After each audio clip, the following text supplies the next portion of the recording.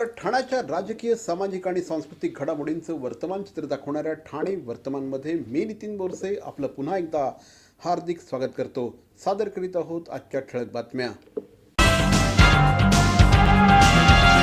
ठाणे शहरातील श्री बिपिन गेहलोत हे राजकीय सामाजिक क्षेत्रामध्ये अतिशय प्रभावीपणे काम करणारा एक महत्त्वाचा कार्यकर्ता म्हणून त्यांच्याकडे बघितलं जातं.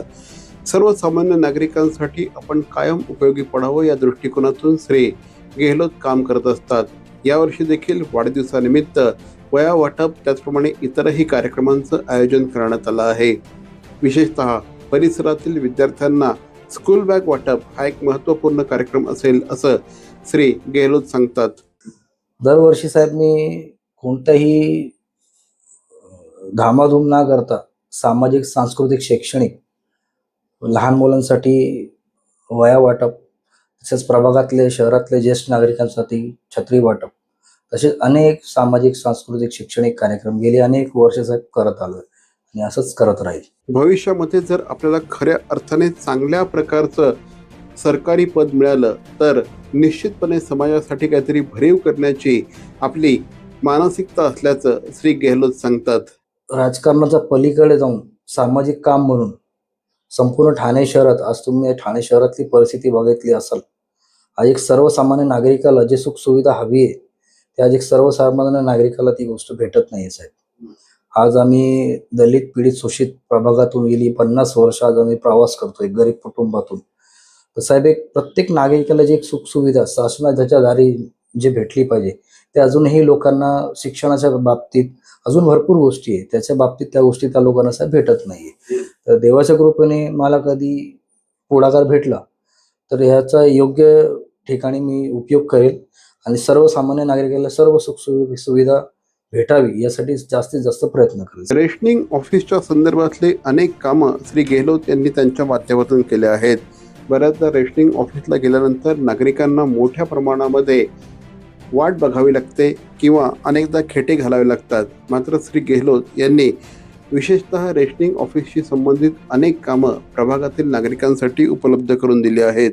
माननीय शिवसेने नेते माजी खासदार राजनजी विचारे साहेब यांच्या मार्गदर्शनाखाली आणि गायकवाड मॅडम आणि उल्हास दांडे साहेब यांच्या अध्यक्षतेखाली जैन समाज, जैन मंदिर, आंबेडकर रोड परिसर, काटा रोड परिसर, कोलीवाडा, खारकराळी, महागेरी कोलीवाडा अशा अनेक ठिकाणी आम्ही असंख्य नागरिकांना त्याचा आम्ही लोकांनी लाभ दिला आणि नागरिकांनी त्याचा उत्कृष्ट असा प्रतिसाद घेतला आणि नागरिकांमध्ये चांगला उत्साह निर्माण झाला. कारण साहेब तुम्ही आज बघितलं असेल, रेशनिंग ऑफिसला एक सर्वसाधारण नागरिक गेला तर तो डायरेक्ट अधिकारीला त्याला भेटता येत नाही, कारण बाहेरच एवढे एजंट लोक बसलेले असतात. एक गरीब व्यक्तीकडनं साधारण एक नाव कमी करायचं किंवा वाढवायचं आहे त्यासाठी सुद्धा ते लोक 2000, 3000 एवढ्याचं चार्ज करतात एजंट लोक.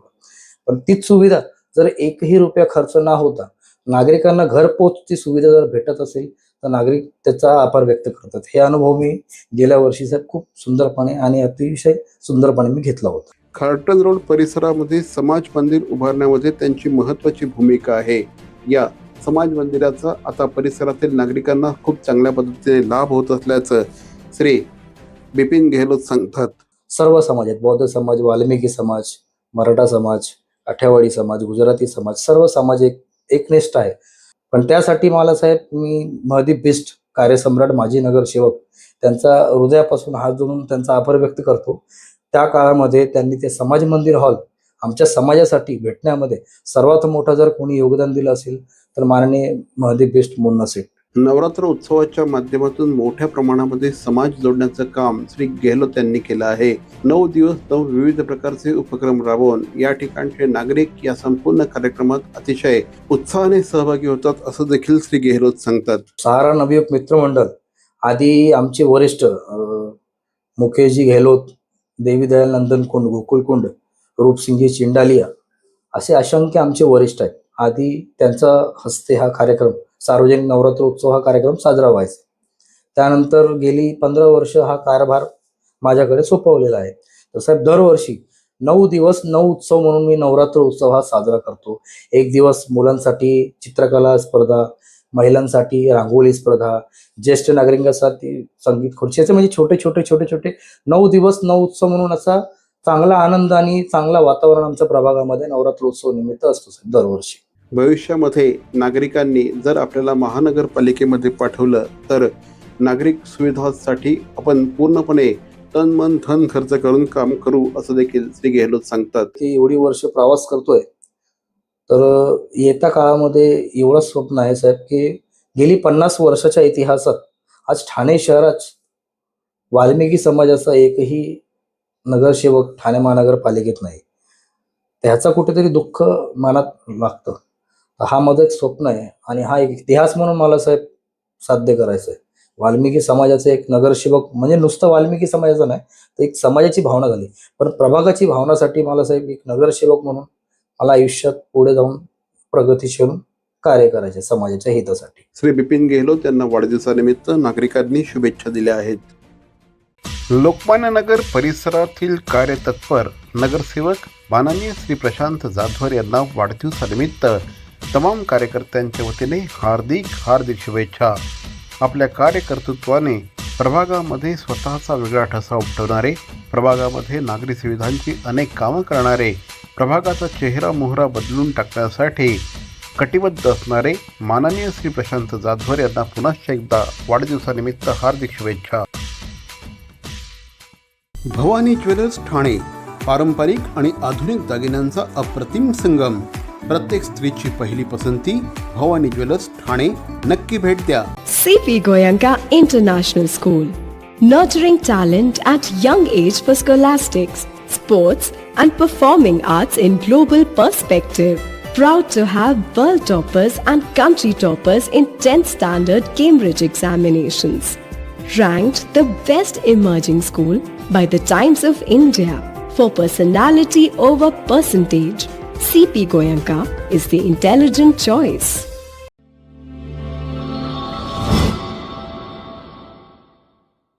नमस्कार मंडळी. पाईल्स हा आजार असा आहे ना की त्याच्यामुळे ना अनेकांना आपलं जीवन अक्षरशः प्रचंड त्रास होतो आणि त्या माध्यमातून पाईल्समुळे ना आपल्या दैनंदिन आयुष्यावर खूप परिणाम होत असतो.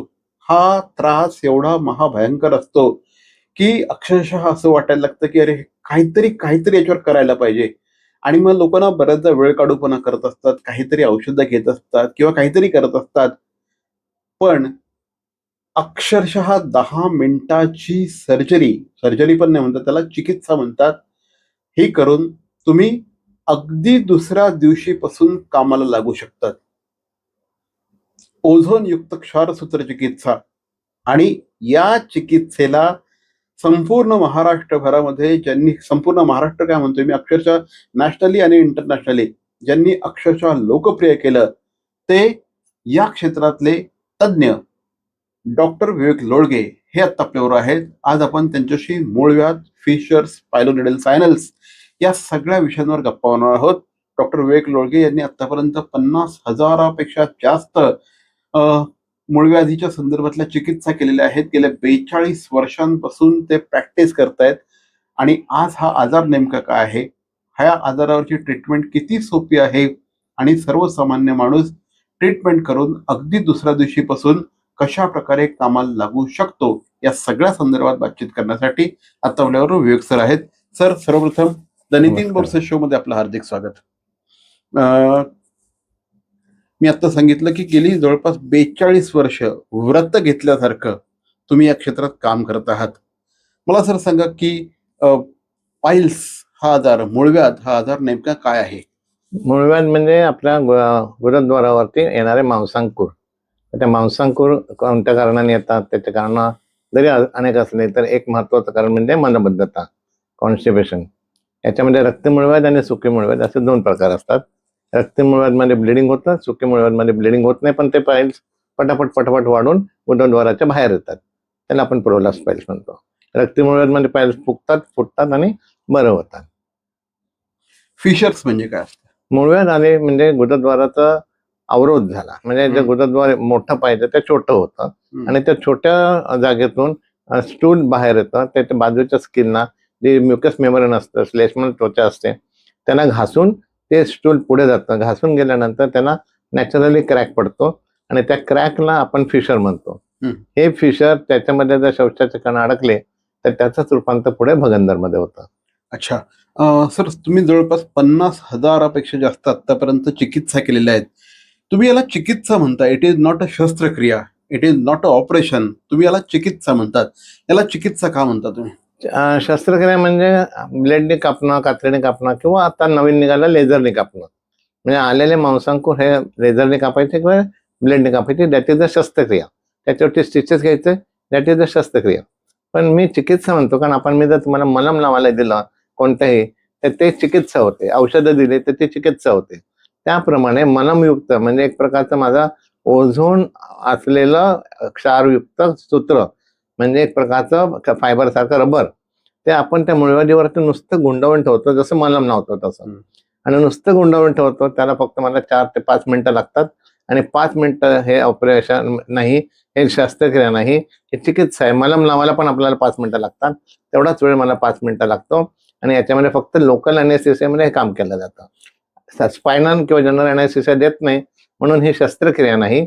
कात्री लावत नाही, ब्लेडला नाही, टाके नाही मारत त्याच्यामध्ये, टाके नसतात. त्यामुळे ही शस्त्रक्रिया नसून ही एक प्रकारची उत्तम चिकित्सा आहे, की ही चिकित्सा केल्यानंतर रुग्ण ताबडतोब ऑपरेशन थिएटर म्हणून चालत बाहेर होतो. दॅट इज द चिकित्सा.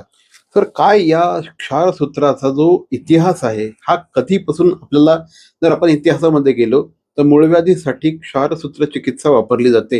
हिचा इतिहास कधी आहे? पहिल्यांदा कधी वापरली गेली सुश्रुतच्या चिकित्सा? काळापासून म्हणजे जवळजवळ हजारो वर्षापासून पूर्वी हम्म.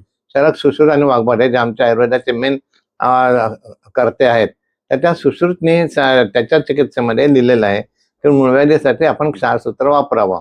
त्यावेळेला सूत्र नसायचं, वल्कलाचे ते डागे काढून त्याच्यावरती क्षार लावायचे. क्षार म्हणजे एक प्रकारे वनस्पतीचं केलेला जाळून केलेलं भस्म सारखं तो लेप लावला की तिथे ते मूळव्याधीला किंवा बगंदाला त्याच्यामध्ये चिकटवण्याचा प्रकार होता. That is a ksharasutra. थोडं थोडं मॉडिफाय होत गेलं आणि मग त्याच्यावरती अजून चांगल्या प्रकारचे दोरे वापरून हे बनवलं गेलं. पण याच्यामधलं एक अजून माझं मॉडिफिकेशन म्हणजे या क्षारसूत्रावरती आम्ही ओझोन सोडतो. ऑक्सिजन म्हणजे O2, ओझोन म्हणजे O3.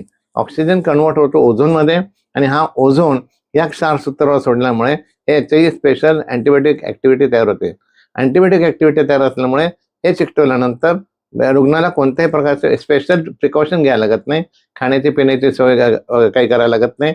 आणि ओझोन क्षारसूत्र असल्यामुळे हे ओझोन कुठेही रक्तामध्ये मिक्स न होऊन, त्रास नाही देऊन रुग्ण आपोआप बरा होतो. तुमच्याकडे एखादा रुग्ण येतो, त्याला प्रचंड त्रास होत असतो. म्हणजे मी अनेक रुग्ण तुमच्याकडे ज्यावेळेस येतो त्यावेळेस बघितलेलं असतं की अक्षरशः त्यांना मेटाकुटीला आलेले असतात, त्यांना जीव नकोसा झालेला असतो. आणि याच्या आधी, तुमच्याकडे यायच्या आधी तुम्हाला 50,000 शस्त्रक्रियांचा तुम्हाला अनुभव आहे. काय काय केलेलं असतं लोकांनी? हो, म्हणजे हे बंगाली लोक आहेत किंवा कोणत्या रस्त्यावरचे आहेत, आणि धागे से इलाज किया जाएगा म्हणून लोक तिथे कुठे जातात. क्षारसूत्र म्हणजे धागा म्हणतात, पण ते क्षारसूत्र म्हणजे धागा नसतं. मग असे वेगवेगळे असे बंधू लोकांकडून जाऊन ट्रीटमेंट घेऊन येतात. त्यांची ते संपूर्ण गुदद्वार सडलेली असतात. त्या प्रोसेसमुळे भगंदर झालेलं असतं, गळू झालेलं असतं, ऍप्सेस झालेलं असतं. असे रुग्ण एवढंच नाही तर काही मोठ्या मोठ्या हॉस्पिटलमध्ये सुद्धा पाईल्सचं ऑपरेशन केल्यानंतर ते रिकरन्स होतो. मग रिकरन्स होऊन त्याचं आहे त्याच्यापेक्षा डबल होतं, म्हणजे ते रुग्ण. तिसरी गोष्ट म्हणजे स्वतःच्या हातानेच नुकसान करून घेतलेले रुग्ण, म्हणजे स्वतःची ट्रीटमेंट स्वतःच घ्यायची आणि कोणत्याही तरी दुकानातून औषधं मलमा आणायची, लावायची, आणि मग ते त्याप्रमाणे ते सगळं अजून सडून असे काही प्रोलास पाहिल, फिस्टुलाचं सडलेली अवस्था, अशा अवस्थेमध्ये रुग्ण येतात. पण ह्या रुग्णांना कोणत्याही प्रकारे ऍडमिट न करता किंवा सलाईन न लावता आपण फक्त ह्या ओझोन क्षारसूत्राने बरं करतो. कारण हा ओझोन हा एक संपूर्ण त्या सडलेल्या भागाला शुद्ध करण्यासाठी असलेली एक प्रकारचं द्रव्य आहे. सरांना ना अनेक अवॉर्ड्स मिळालेले आहेत आतापर्यंत. म्हणजे नॅशनली फक्त नाही तर इंटरनॅशनल देखील. त्यांना दुबई आयकॉन देखील मिळालेला आहे. महाराष्ट्र भूषण सारख्या पुरस्काराने त्यांना सन्मानित करण्यात आलेलं आहे. पाईल्स एक्सलन्सी सारखा त्यांना खूप प्रतिष्ठेचा या क्षेत्रातला अशा प्रकारचा पुरस्कार मिळालेला आहे. सर, तुम्ही आत्ता बोलता बोलता बोललात की माझ्याकडे आल्यानंतर पेशंटला ऍडमिट होण्याची गरज नसते. वास्तविक तो एवढे वर्ष त्रासामध्ये गेलेला असतो, पण मग ही चिकित्सा केल्यानंतर त्याला ऍडमिटची अजिबातच गरज नसते. नाही, ऍडमिट का करायला लागतं? कारण हॉस्पिटलमध्ये जी प्रोसेस आहे ती सर्जरी प्रोसेस आहे आणि सर्जरी प्रोसेसला 20 ते 22 मिनिटं लागतात. म्हणजे पाईल्स किंवा फिशूला कापणं आणि परत ते लायगॅट करणं त्याच्यासाठी 22 मिनिटं लागतात. 22 मिनिटं बरे होण्यासाठी स्पायनल अनेस्थेसिया दिला जातो किंवा स्पायनल अनेस्थेसिया दिल्यानंतर त्याच्यानंतर त्याला पेशंटला पायावर उभं राहण्यासाठी 24 तास जातात. म्हणजे आणि त्याच्यानंतर स्टिचेस असतात.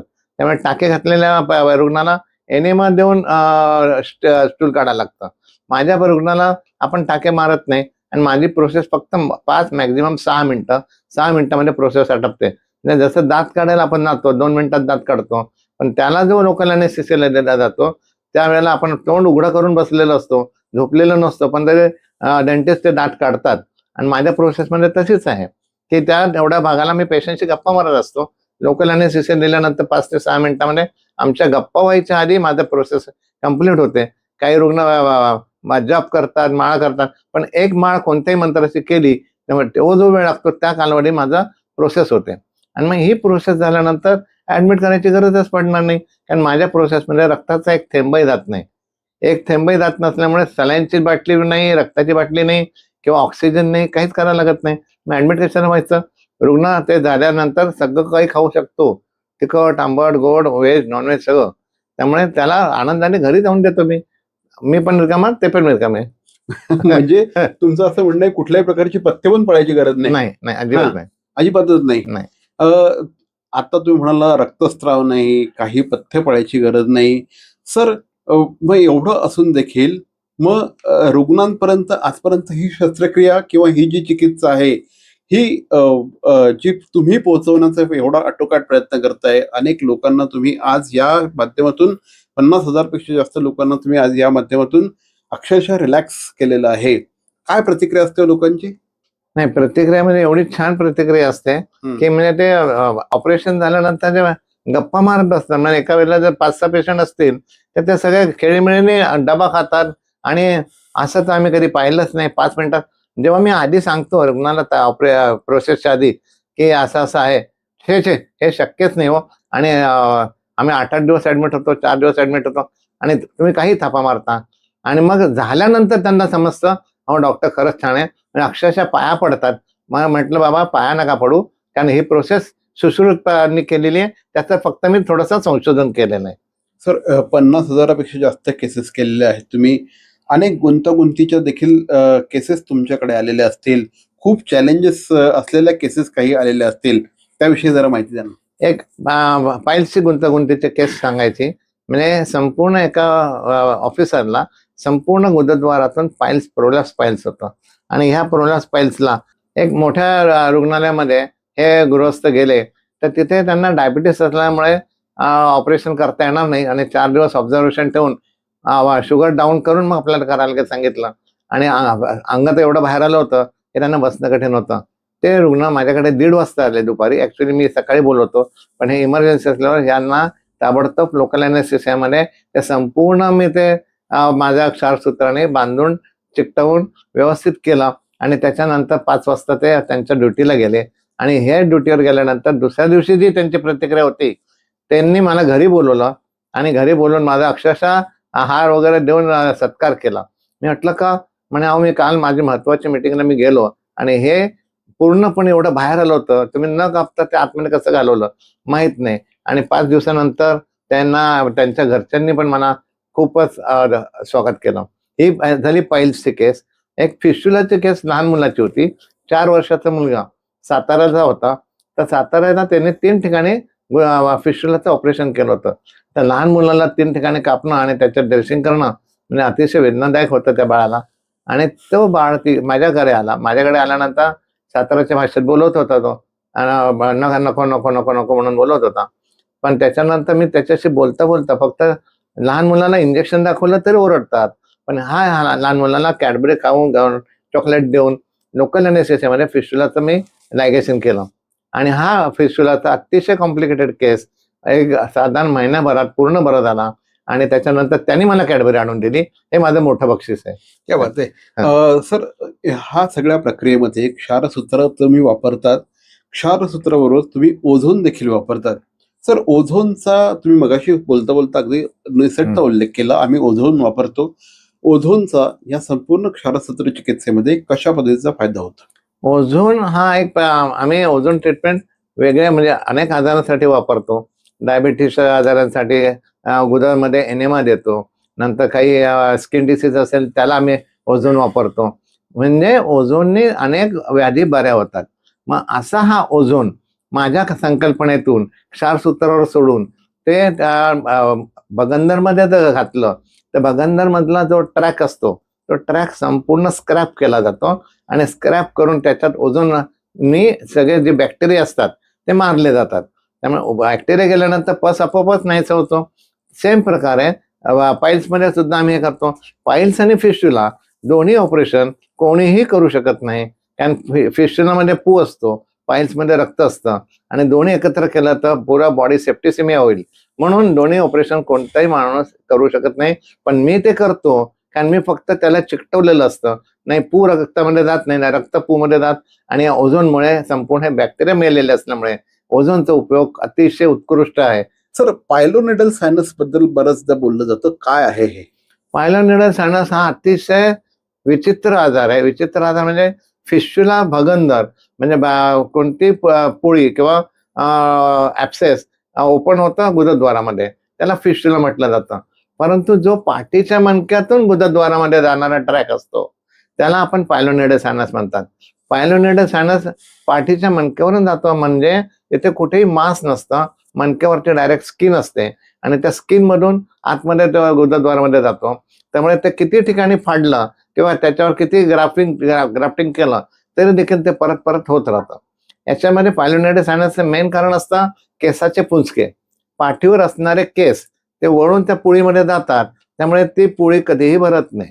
तुम्ही किती ग्राफ्टिंग करा, परत किती केस त्याच्यात हे काढून टाका तरी ते परत परत ती जखम चिकटतच नाही, कारण स्किन आहे, त्याच्या खाली मांस नाहीये आणि स्किन चिकटत नाही तोपर्यंत पायलोनेडल सायनस बरं होत नाही. म्हणून मल्टिपल वेळेला प्रोसेस करून वर्ष 2-2 वर्ष ट्रीटमेंट घेऊन जे येतात त्यांना हे पायलोनेडल सायनसमध्ये ओझोन क्षारसूत्राचा अतिशय चमत्कारी लाभ मिळतो.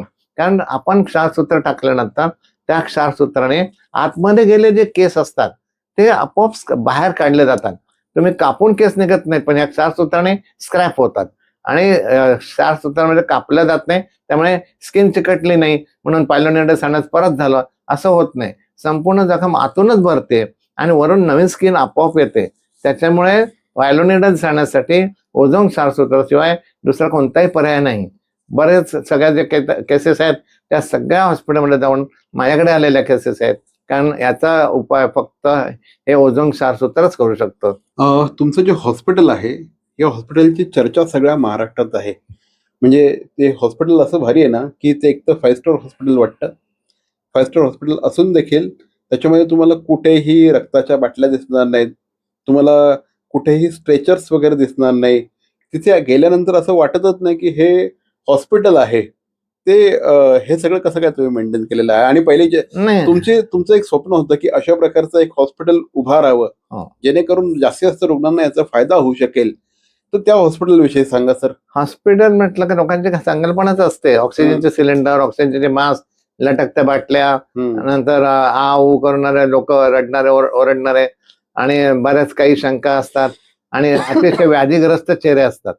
परंतु माझ्या रुग्णालयामध्ये येणारा पेशंट येताना रडतो, पण हे प्रोसेस झाल्यानंतर हसत असतो, एकमेकांशी खेळत असतात, म्हणजे गप्पा मारतात आणि आरामशीर खाणं पिणं व्यवस्थित होतं. लहान मुलांना सुद्धा चॉकलेट बिस्किट सगळं ठेवलेलं असतं. त्यामुळे ते हॉस्पिटल कुणाला मुलांनाही वाटत नाही हॉस्पिटल आणि मोठ्या माणसांना वाटत नाही. म्हातारी माणसं येतात ती पण इतकी खुश होतात, अरे डॉक्टर तुम्ही ऑपरेशन केलं आम्हाला कळलंच नाही, कारण आम्ही त्यांच्याशी गप्पा मारत असतो. त्या गप्पांच्या याच्यामध्ये आपण हॉस्पिटलमध्ये आहे हे सगळे रुग्ण विसरून जातात. आणि हे वैशिष्ट्य आहे की याच्यामध्ये तुम्हाला एंट्री करतानाच जे आतमधलं इंटेरियर आहे ते हॉस्पिटलचं अजिबात नाही, म्हणजे हॉटेल मधल्यासारखाच इंटेरियर आहे. त्यामुळे रुग्ण आनंदाने राहतात.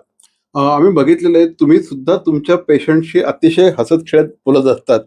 म्हणजे डॉक्टर कन्सल्टेशन करतात ना त्यावेळेस असं म्हणतात ना की ते याच्यातला डायलॉग आहे ना आपल्या अंदाज अपना अपना मधला डायलॉग आहे. आमिर खान जातो आणि त्याचे वडील त्याला सांगतात केस कापू नये आणि तो परत जातो आणि बघतो पापा बाल कटे भी और पता भी नहीं चला है. तसं यांच्या बाबतीत पण आहे की तिथे रुग्ण गेल्यानंतर डॉक्टर त्यांना एवढं कम्फर्टेबल करून टाकतात. माझ्या मते प्रत्येक रुग्ण तुमचा हा तुमचा मित्र झालेला असतो. हा, मी म्हणजे रुग्णांना खऱ्या रुग्णासारखं अर्थाने वागवतच ऍक्च्युली नाही. तुम्हाला हे एवढे सगळे पुरस्कार आहेत ना सर, याच्याऐवजी तुम्हाला एकच पुरस्कार द्यायला पाहिजे, तो रुग्ण मित्र पुरस्कार तुम्हाला द्यायला पाहिजे. तर तुम्ही एक्झॅक्टली. म्हणजे जरा सांगा ना, हे काय आहे तुमचं की तुम्ही एवढं कम्फर्टेबल करून टाकतात लोकांना, त्याविषयी सांगा सर जरा. महत्वाची गोष्ट म्हणजे जेव्हा माझ्याकडे येतो त्याला मी रुग्ण म्हणून समजतच नाही. आणि आधी पहिल्यापासूनच इतका छान गप्पा मारतात. आणि ऑपरेशन चालू असताना मी किंवा माझी पत्नी आम्ही त्यांच्या घरातलं काय, तुम्ही काय स्वयंपाक करता, का आज काय केलं, मला तुमच्या घरी जेवायला यायचं, अशा गोष्टी ऐकल्यानंतर रुग्णांना वाटतं हा डॉक्टर नाहीच आहे, आपल्या घरातलाच मेंबर आहे. म्हणजे हे घरातला मेंबर, अहो काकू मी तुमच्या घरी जेवायला येणार आहे, अहो आजी तुम्ही आमच्याकडे जेवायला या, हे ज्या गोष्टी आहेत ना आपण घरात करतो, अशा प्रकारचं वातावरण निर्माण केलं. प्रत्येक रुग्ण त्यांच्या घरचं काही कार्यक्रम असतील ते मला आनंदाने बोलवतात, कारण त्यांचा मी डॉक्टर नाहीच आहे, मी त्यांचा फॅमिली मेंबरच होऊन जातो. आणि फॅमिली मेंबर होणं हे जास्ती सुलभ पडतं की रुग्णांना त्यांच्या वेदना जाणवत नाहीत. नाही तर डॉक्टरकडे जायचं नुसतं रडत बसायचं, त्यापेक्षा डॉक्टरशी गप्पा मारायला बरेच जण ऑपरेशन बरे झाल्यानंतर दुसऱ्या रुग्णांना ते घेऊन येतात आणि ते सांगतात, मला काही सांगायची गरजच पडत नाही, त्यांचंच माझ्याबद्दल ते सांगितलं, अरे एवढं चांगलं एवढं चांगलं. मग अशा प्रकारे हे जे फॅमिली रिलेशन खूप उपयोगी पडतं. म्हणजे त्यांच्याकडे फ्रँकली स्पीकिंग ना मूळव्याधचा रुग्णाला खूप जास्त त्रास असतो, पण सर त्यांना एवढं कम्फर्टेबल करून टाकतात, ते त्यांच्याशी एवढं मित्रासारखं बोलतात की अक्षरशः म्हणजे मी असे त्यांच्या केबिन मधून ना तुम्हाला सारखं हसण्याची आवाज येत असतात. म्हणजे ते सर हे हे तुम्ही काय असं शिकला की काही आहे म्हणजे हे सगळं? नाही नाही, शिकलो नाही, हे आपोआप रुग्णाकडूनच. आणि पहिल्यापासूनच माझी कन्सेप्ट होती की आपण डॉक्टर म्हणून कधीच राहायचं नाही. आणि मी आजपर्यंत मला कोणताही पेशंट मला डॉक्टर म्हणत नाही, कोण काका म्हणतं, कोण दादा म्हणतं, कोण भाई म्हणतं, पण ते त्याच्यामध्ये ते जे आहे ना ते प्रेम असतं. आणि हे प्रेम जे आहे ना, हे प्रेम मिळवून रुग्णांना ट्रीटमेंट देणं याच्यात आनंद जास्त असतो. पैसे सगळेच कमवतात, पण आम्ही जेव्हा कॅम्प घेतो, कॅम्प मध्ये सुद्धा त्या रुग्णांशी असंच वागवलं जातं की कॅम्प मधल्या रुग्णांना वाटत नाही की बाबा आपल्याला मोफत ट्रीटमेंट दिली म्हणून डॉक्टरने आपल्याला काहीतरी केलं, पण त्याच्यातही ते खूप एवढे दुवा देऊन जातात की ते नंतर त्यांच्या दुसरे पेशंट माझ्याकडे प्रायव्हेट मध्ये घेऊन येतात. एक्झॅक्टली. सर, ठाण्यामध्ये सरांची प्रॅक्टिस आहे. ठाण्यामध्ये 2 ठिकाणी ही प्रॅक्टिस आहे. एक आपलं सरस्वती पाचपाकडी ची जी शाळा आहे त्याच्या एक्झॅक्टली समोर कलासिद्धी हॉस्पिटल आहे, क्लिनिक आहे, आणि दुसरं कासारवडोलीला त्यांचं हॉस्पिटल आहे. तर स्क्रीनवर जे क्रमांक दिलेले आहेत त्या क्रमांकांवर तुम्ही सरांशी संपर्क साधू शकता. सर किंवा डॉक्टर लेनिता लोलगे या तुमच्याशी स्वतः बोलतात. सर मी बघितलेलं खूप लांबून लांबून पेशंट्स असतात. म्हणजे मी महाराष्ट्राच्या बाहेरनं सुद्धा पेशंट बघितलेले आहेत. किती सोपं असतं त्यांना तुमच्याकडे येणं आणि परत जाणं? नाही, कलकत्ता, गुवाहाटी, नांदेड तिकडचे पेशंट येतात, त्यांना येणं सोपं असतं, कारण ते रात्री ट्रॅव्हल करतात, सकाळी 9 वाजता माझ्याकडे पोहोचतात. माझी प्रोसेस झाली का संध्याकाळची गाडी असते, तोपर्यंत हॉस्पिटलमध्ये राहतात, जेवतात, खातात, काय पण त्यांना खाण्याला बंदी नसते आणि ते संध्याकाळी परत जाऊ शकतात. भारतातले नाही, पण मी आता दुबईला प्रॅक्टिस करतो, श्रीलंकेला जातो, तर दुबई आणि श्रीलंकेचे पेशंट सुद्धा, दुबईचे पेशंट फक्त प्रोसेससाठी येतात. जर जमलं तर शक्य असेल तर 5 दिवस राहतात. 5 दिवसाचा फॉलोअप झाला का ते परत रिटर्न दुबईला जातात, फॉलोअपला येण्याची गरज पडत नाही. किंवा ज्यांना घाई असते ते प्रोसेस करून रिटर्न दुबईला जातात किंवा नांदेड किंवा कलकत्त्याला जातात आणि तिथे गेल्यानंतर फॉलोअपचं मी फक्त फोनवर सांगतो, हे करा, आणि त्याप्रमाणे ते करतात. त्यामुळे त्यांना परत परत माझ्याकडे यायची गरजच पडत नाही. ड्रेसिंगला माझ्याकडे यायची गरज नसते, जसं हॉस्पिटलमध्ये स्टिच असल्यामुळे ड्रेसिंगला रोज डॉक्टरकडे जावं लागतं, त्यामुळे लोकल पेशंट तिथे ऍडमिट व्हायला लागतात. पण माझे लांबचे पेशंट येऊन इमिजिएटली दुपारी किंवा संध्याकाळी घरी जाऊ शकतात. तर डॉक्टरांची आणखी ओळख तुम्हाला जर का द्यायची झाली तर डॉक्टर हे म्हणजे डॉक्टर विवेक लोळगे हे ठाण्याचे पोलीस हॉस्पिटलचे प्रमुख आहेत. अनेक पोलीस बांधवांना त्यांनी उपचार दिलेले आहेत. पोलीस हॉस्पिटल आयुर्वेद विभागाचे ते प्रमुख आहेत आणि विशेष म्हणजे ठाणे रेड क्रॉस सोसायटीचे ते ठाण्याचे अध्यक्ष आहेत. आणि एक आपला व्यवसाय करत असताना मोठ्या प्रमाणामध्ये सामाजिक बांधिलकी जपणं हे त्यांनी गेल्या त्यांच्या 42 वर्षांच्या प्रॅक्टिसमध्ये त्यांनी अक्षरशः हे जपलेलं आहे की जर समाजाने एवढं आपल्याला भरभरून दिलेलं आहे तर आपण समाजाला काहीतरी द्यायला पाहिजे. या दृष्टिकोनातून सातत्याने सर प्रयत्नशील असतात. अनेक जे गरजू असतात त्यांना सर मदत करत असतात. सर, जाता जाता काय सांगाल? जाता जाता हेच सांगेन की रुग्णांनी ह्या आजारामध्ये दुर्लक्ष करू नये. जर मूळव्याध छोटीशी काहीतरी लागतंय म्हणून जर स्वतःचे उपचार केले तर मूळव्याध किंवा भगंदर मधून कॅन्सर सारखे दुर्लभ आजार पण होऊ शकतात. म्हणून स्वतःची ट्रीटमेंट न करता स्पेशलिस्टचा सल्ला घ्यावा आणि नाही तर मग मला कॉन्टॅक्ट करावा आणि कुठूनही कॉन्टॅक्ट केलं तर मी तुम्हाला सल्ला देऊ शकतो. आणि उपचार डॉक्टरकडून केलेले म्हणजे पुढच्या कॉम्प्लिकेशन्स होणार नाहीत. असं म्हटलं जातं की 1% पुढचे 10% वाचवत असतो. त्याच्यामुळे ना ह्या आजाराची ना तीव्रता खूप असते. बरं, तो थोडासा अवघड जागी असल्यामुळे होतं असं ना की तो लपवण्याकडे कल असतो. पण तसं करू नका. अक्षरशः तुम्हाला सांगतो की सरांची ही जी चिकित्सा आहे, क्षारसूत्र ओझोनयुक्त क्षारसूत्र चिकित्सा जी आहे ही 5 ते 10 मिनिटाची असते. ही चिकित्सा केल्यानंतर तुम्ही कुठल्याही प्रकारचे पथ्य पाळायची गरज नाही. थोडासा अर्धा तास आराम केल्यानंतर तुम्ही स्वतः चालत तुमच्या गाडीतनं घरी जाऊ शकता. दुसऱ्या दिवशीपासून तुम्ही कामाला लागू शकतात.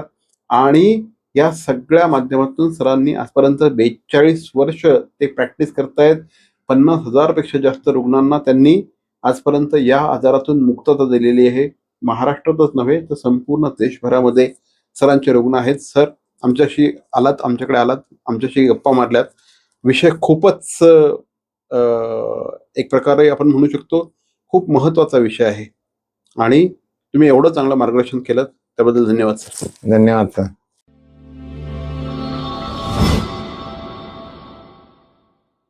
लोकमान्य नगर परिसरातील कार्यतत्पर नगरसेवक माननीय श्री प्रशांत जाधवर यांना वाढदिवसानिमित्त तमाम कार्यकर्त्यांच्या वतीने हार्दिक शुभेच्छा. आपल्या कार्यकर्तृत्वाने प्रभागामध्ये स्वतःचा वेगळा ठसा उमटवणारे, प्रभागामध्ये नागरी सुविधांची अनेक कामं करणारे, प्रभागाचा चेहरा मोहरा बदलून टाकण्यासाठी कटिबद्ध असणारे माननीय श्री प्रशांत जाधवर यांना पुन्हा एकदा वाढदिवसानिमित्त हार्दिक शुभेच्छा. ठाणे महानगरपालिकेचे मालमत्ता कर म्हणजेच प्रॉपर्टी टॅक्स भरण्याचे आवाहन. सन 2022-23 या आर्थिक वर्षाचे मालमत्ता कराचे म्हणजेच प्रॉपर्टी टॅक्सचे बिल ठाणेकर करदात्यांना महापालिकेमार्फत आर्थिक वर्षाच्या सुरुवातीस म्हणजेच माहे एप्रिल 2022 मध्ये देण्यात आलेले आहे. तथापि अद्यापही काही करदात्यांनी मालमत्ता कर महापालिकेकडे जमा केलेला नाही. सध्या आर्थिक वर्षाचा अंतिम टप्पा सुरू झाला आहे. मालमत्ता कर वसुलीसाठी महापालिकेतर्फे कडक कारवाई हाती घेण्यात आली आहे. या अंतर्गत जंगम मालमत्ता, टीव्ही, फ्रीज, वाहन व इतर जप्त करणे तसेच स्थावर मालमत्ता वॉरंट बजावून जप्त करण्यात येत असून मालमत्तेचा जाहीर विक्रीद्वारे लिलाव करून कराची रक्कम वसूल करण्यात येत आहे. मालमत्तेस पाणी पुरवठा करण्यात येणारे नळ संयोजन खंडित करण्यात येत आहेत. त्याचप्रमाणे थकीत मालमत्ता करावर 2% व्याज आकारले जात असल्याने भरावयाची रक्कम वाढत आहे. आपला मालमत्ता कर propertytax.thanecity.gov.in या लिंकद्वारे तसंच गुगल पे, फोन पे, पेटीएम याद्वारे ऑनलाईन पद्धतीने करण्याची सुविधा उपलब्ध करून दिली आहे. शनिवार, रविवार व सार्वजनिक सुट्टीच्या दिवशी नागरिकांना मालमत्ता कर भरणे सोयीचे व्हावे याकरता महापालिकेचे मालमत्ता कर संलग्न कार्यालय या दिवशी कार्यान्वित ठेवण्यात आलेले आहे. तरी मालमत्ता कर वसुलीची अप्रिय कारवाई टाळण्याच्या दृष्टिकोनातून मालमत्ता कर भरून महापालिकेस सहकार्य करावे. धन्यवाद.